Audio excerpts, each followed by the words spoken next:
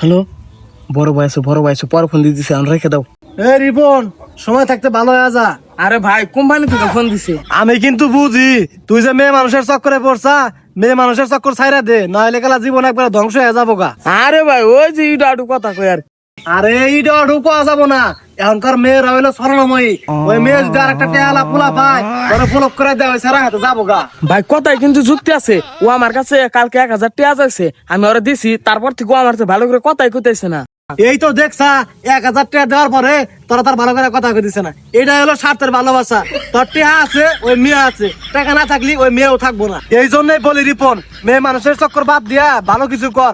আচ্ছা, তুই যদি কোরআনে মার খেয়ে পড়ে থাকস, তোর গার্লফ্রেন্ড আইবো না আমি যাবো?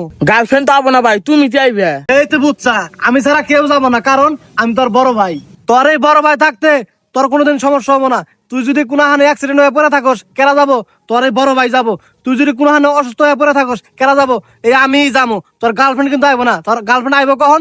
যখন টেহানোর সময় হবো তখন। হ ভাই, ঠিক কইছো। ওর যখন টিহার দরকার হয় তখন খেলে আমার ও ফোন দেয়। এই তো দেখছা, আর আমি সবসময় ঠিকই বলি।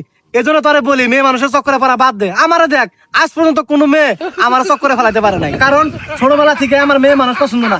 এই ধর আমি রাস্তা দাঁড়িয়ে যাই, কোনো মেয়ে মানুষ যদি আমার সামনে পড়ে, আমি মাথা নিচা করে পার হয়ে যাই। আমার ইনবক্সের, ফেসবুকের ইনবক্সে যদি কেউ মেসেজ দেয়, কোনো মেয়ে মেসেজ দেয়, আমি রিপ্লাই করি না, ডিলিট করে দেই। ভাই তুমি এত সৎ। ও খুব সহজ। এটা নিয়ে গ্রামের মানুষ আমার নামে প্রশংসা করে। আচ্ছা, আজকের থেকে মেয়ে মানুষের চক্করে পড়া একবারে বাদ দে। আমার মতো সৎ থাক, বাজার দেখা পাই গায়ে গা। A few moments later.